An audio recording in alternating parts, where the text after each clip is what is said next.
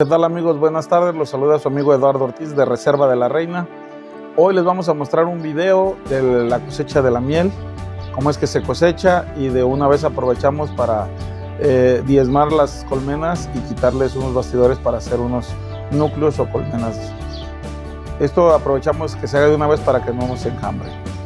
Espero les guste el video.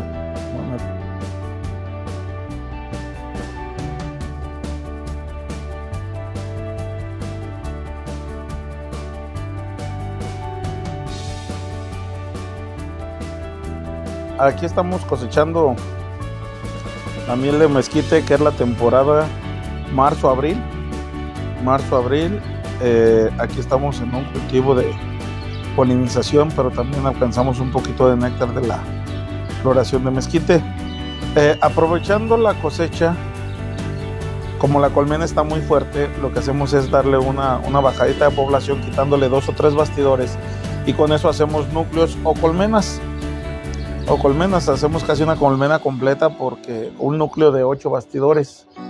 Ahorita, por ejemplo, a esta le quitamos, se ve ahí donde le estamos quitando bastidores, poniendo bastidores nuevos.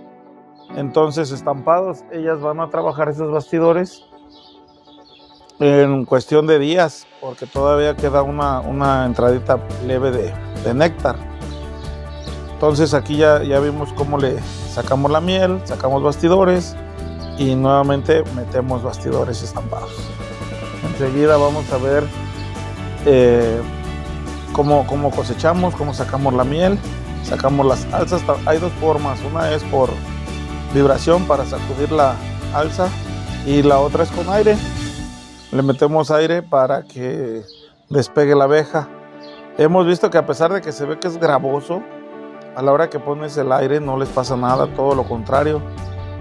La abeja vuela, se despega, y traemos menos abejas pegadas en las alzas con el aire. Aquí estamos viendo cómo se sopletean las alzas para traernos la pura miel. Los excesos de miel que tenemos se los ponemos en los alimentadores para que se lo coma la abeja. Ustedes pueden ver, están muy pobladas.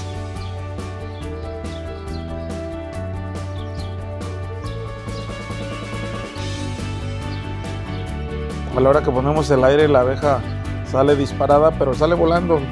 Realmente no hemos visto mortandad por despegarlas con el aire.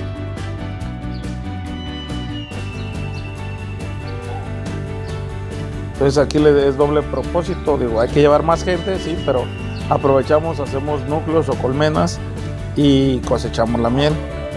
Ya no tenemos que ir otra vez. Con eso es una sola vuelta la que damos.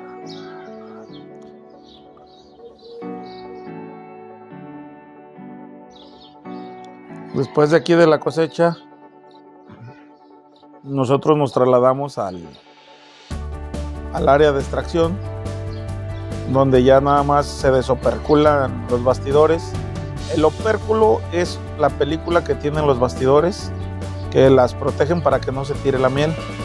Al romper el opérculo, la miel en automático empieza a escurrir, y después de eso, si quedan algunas orillas que les queda un poquito de opérculo, se rompe con un tenedor y ya la pasamos a la centrífuga, que es donde la miel, por medio de gravedad, se estampa en las paredes del tanque y se escurre hacia la parte inferior del tanque, y de ahí, como estamos en un segundo nivel, la mandamos por gravedad a un tanque de sedimentación. En ese tanque de sedimentación se almacena la miel, y como la palabra lo dice, se sedimenta. Al sedimentarse, ya no le quedan pues patitas, cabecitas de abeja que de repente van, basuritas.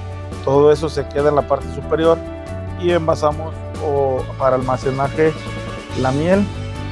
La almacenamos en barriles, y ya conforme se va utilizando, se pasan a otro tanque para ir haciendo el envasado. Primero se descristaliza, porque luego se hace cristales, se hace como piedrita, entonces hay que meterla a un tanque a una temperatura entre 45 y 50 grados, que no exceda la temperatura para que no se mueran las propiedades de la miel.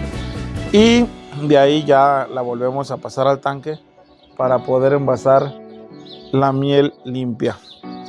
Estamos viendo cómo llega al tanque de sedimentación. Y después del tanque de sedimentación, pues ya viene el proceso de envasado. Bueno, amigos, ya vieron ustedes lo que es la extracción de la miel también. Entonces, pues esperemos que les guste el video. Denos like, compártanos para que más gente tenga la información de Reserva de la Reina. Un saludo.